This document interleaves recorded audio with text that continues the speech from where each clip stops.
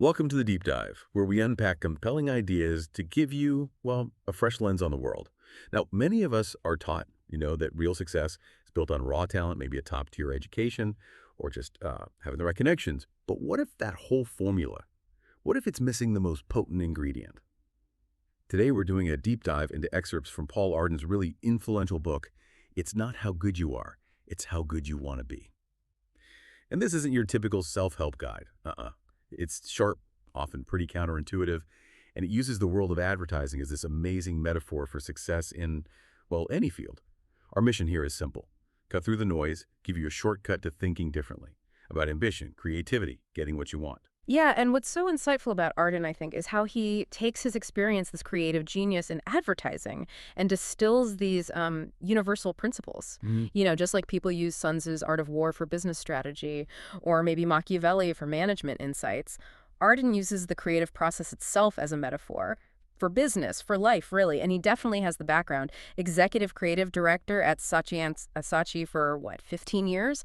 Behind some huge campaigns, British Airways, Silk Cut. He really understood impact. Okay, so let's dive right in, because Arden makes this really striking claim early on. He says, nearly all rich and powerful people are not notably talented, educated, charming, or good-looking. I mean, wow, so if it's not those things, what's the secret?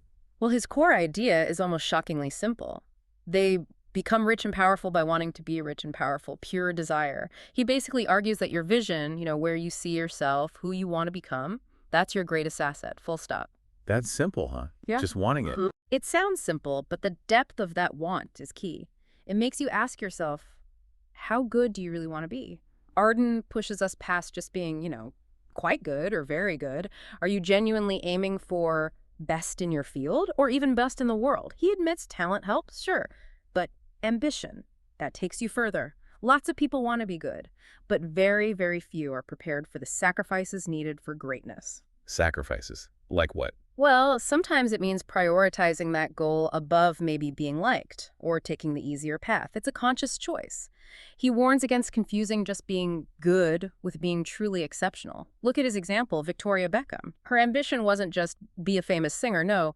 It was become a global brand. Right, I remember that quote, something about washing powder. Exactly. She wanted to be as famous as Persil Automatic, a huge everyday detergent brand in the UK. That kind of audacious original imagination, that's what got her there, arguably more than just her initial singing talent.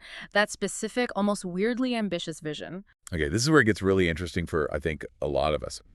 Arden points out how often the cleverest people at school are not those who make it in life.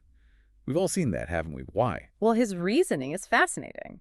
School, he says, teaches known facts. It values memory, recalling the past. But success in life, that comes from a desire to succeed, which is all about the future. It flows from people who continually strive to be better than they are. So it really underlines that, grades and that kind of standard intelligence, they aren't the whole story. Not even close, maybe. It's that relentless forward drive. Precisely. It's a different engine driving things. Okay, so Arden then gives us these fundamentals, practical ways to cultivate this ambition. And the first one, well, it's something most of us try to avoid. Right. He says, seek criticism, not praise. Criticism, why? Because, he argues, it's actually easy to get approval. Ask enough people, especially the ones who like you, and you'll get praise. But that often leads to just pleasantly acceptable work, not great work. Instead, ask, what's wrong with it? How can I make it better? That direct question is much more likely to get you truthful, critical feedback. Which can actually help you improve it. Exactly. It leads to improvement on your idea. You can still reject the criticism, of course, but the insight itself, that can be gold. It turns feedback from something scary into a tool. Okay, that makes sense. And building on that, he has this other idea. It's all my fault. Total responsibility. Yes, take complete, unwavering ownership of anything you're involved in. He lists all the usual excuses, a terrible brief, not enough money, client cut the best ideas, too busy, not enough time. Yeah, we've all heard those. Or used them. Right. And he just says point blank, most of these grievances are every day on every job. That won't change. The point is, if you accept responsibility, you are then in a position to actually fix things, or at least try to. You're not just blaming external factors. It's empowering. So it's about mindset again. A growth mindset, really. Taking control. Absolutely. It's about agency. And speaking of growth and mindset, his take on ideas themselves is, well, Pretty radical. Oh, yeah. What's He up? tells us, don't covet your ideas, don't hoard them. Don't hoard ideas, but aren't they valuable? That's the paradox. He says, give away everything you know and more will come back to you. He compares hoarding ideas to kids hiding answers in school. The danger, he thinks, is that if you hoard, you just live off your reserves. You get stale. But if you give everything away, you're empty. And Yeah. that forces you to look around, be aware, find new things. He talks about ideas being like open knowledge, just floating on the ether. You just need to be open to catching them. Generosity actually fuels more ideas. Wow, okay. Give it all away to get more. That's Yeah. different. So this striving, this openness, how does that translate day to day? It means challenging your instincts, looking for the potential in whatever's right in front of you, which leads to another point. Don't wait for the perfect opportunity. Right, the one you have is the opportunity. Exactly. Don't wait for the perfect brief or the perfect client. Arden says, whatever is on your desk right now, that's the one. Make it the best you possibly can. He even notes that often the most successful solutions are often made by people rebelling against bad briefs, finding gold in the constraints. So turn the mundane into something great. Okay, what about the creative process itself? Any specific tips there? He offers a couple of really practical creative principles. First, accentuate the positive and eliminate the negative. Find what's truly right or unique about your product or service, and then, well, dramatize it. Like a cartoonist exaggerates a feature. His example's great. If a horse can jump a ditch, you can accept it can jump the Grand Canyon in an ad. It's about finding that core truth and amplifying it imaginatively, and conversely, avoid knocking the competition. He reckons it usually just gives them publicity rather than helping you. Focus on your own strengths. Makes sense. Dramatize the good, ignore the rest. What else? Don't put cleverness before communication.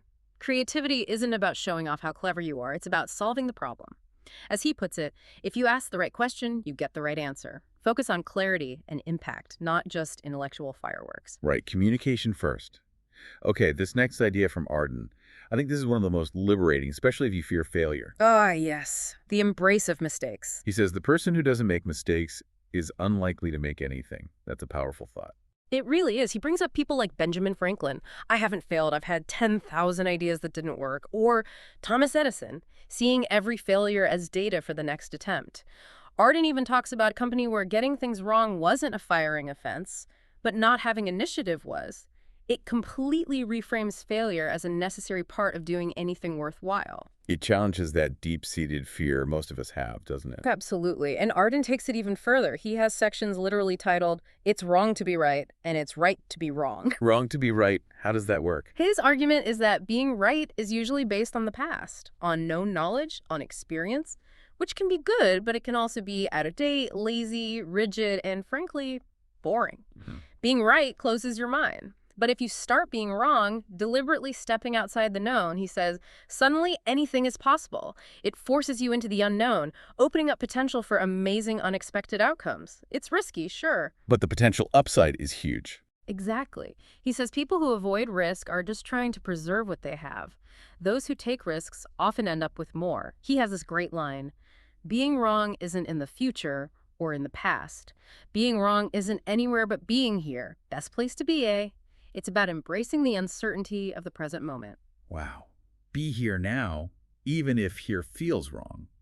And connected to that, he says, don't be afraid of silly ideas. Yeah, he quotes John Cleese about high creativity being playful, responding without critical thought initially. He suggests tricks like, okay, what's the opposite of what seems logical? Or using a totally random object for inspiration. He gives the example of a French wine called Via de Pays d'Oc. Sounds clunky, right? Daft and inelegant, he calls it. But it became a huge international success. Sometimes the silly idea breaks through the noise. Okay, so embracing wrongness, even silliness. Yeah. How does this play out in a career? He has a surprising take on getting fired. Right. He actually suggests getting fired can be a positive career move, which sounds crazy at first. Definitely sounds great. But he shares his own experience, fired 5 times, he says. And each time, my career took a step forward. His logic. It often means you and the company weren't aligned. The job wasn't right for you. It forces a change. And interestingly, he notes some headhunters, recruiters actually see it as a potential positive now. It might show initiative, someone who doesn't just toe the line. Huh. Getting fired is a sign of initiative. Never thought of it that way. So, okay, let's say you've got these radical ideas, this fearless mindset. How do you get them noticed? How do you make an impact? It seems presentation is key for Arden. Absolutely. It's about how you frame yourself and your ideas. He says, play your cards right, because how you perceive yourself is how others will see you. His example of Charles Suchy starting his agency is brilliant, making the company stationery look like a bank's, spending a third of his capital on a single ad in the Times. It was all about projecting establishment, confidence, before they'd even done much work. Perception becomes reality. In many ways, yes. He contrasts this unknown but talented architect with a first-year student who just has a confident business card saying, architect and good social skills. In a social setting, the student with the card is often accepted as an authority. It's not just what you know. It's who people think you are or how you present what you know. Exactly. And related to that is his advice. Don't give a speech, put on a show. People often go to see the speaker, not just hear words. Striking visuals, a memorable presentation that sticks much more than just bullet points. Make it an experience. Okay. And what about dealing with, say, clients? That seems crucial. Oh, hugely. And here his psychological insight really shines. He stresses you have to know your client's aims, and often those aims are hidden. They go way beyond the written brief. Maybe it's about their own status or internal politics. That stark example he gives, working on that government scheme for school leavers. The agency poured heart and soul into solving the problem. And the minister rejected it. Totally rejected it. Why? Because the minister didn't really want to solve the problem. He just needed a visible PR exercise to show he was spending the budget. Understanding that hidden agenda, however cynical, was key. Wow. That's disillusioning, but probably true sometimes. Yeah. So what do you do if the client doesn't buy your brilliant idea, even if their motives are good? His advice is tactical but smart. Do it his way, then do it your way. Show the client you've heard them, give them what they asked for first. That relaxes them. It shows respect. Then, once they feel understood, they're often much more prepared to look at what you want to sell him. Give them what they want, and they might just give you what you want. It builds trust. Meet them where they are, then lead them somewhere new. Clever. Yeah. And he also says, don't take no for an answer. That sounds a bit aggressive. It's not about being obnoxious. It's about persistence and commitment. The story he tells is amazing. An agency loses a huge government pitch. End of story. Right. Nope. They went back, worked overnight, creating a completely new concept based on the feedback they got during the rejection, and presented it the very next morning. Unheard of. And they won. They won the business. It showed incredible dedication and agility. That's the kind of don't take no he means. Creative, problem-solving persistence. Got it. It's about demonstrating commitment beyond the norm. He also talks about making a difference at any level, right? Not just if you're the boss. Yes, absolutely. He gives examples for everyone. Senior managers can negotiate, say, 5% creative freedom where the client has to accept it. Junior account handlers could maybe find small pots of money for a fresh creative idea, even run a tiny 60-pound radio ad if it's brilliant. Even media buyers. Put a motorbike ad in a women's fashion magazine, why not? His point is anyone can inject creativity and initiative, becoming the new spirit of the agency. Okay, so we've covered ambition, mindset, dealing with failure, presentation, clients. But what about the word creative itself? Arden has thoughts on that too, doesn't he? He does, and it's crucial. He asks, what is meant by creative? Because, he argues, it means something totally different to every single client. Most clients, he reckons, want the same as my competitors, but different. Or maybe something they recognize from experience.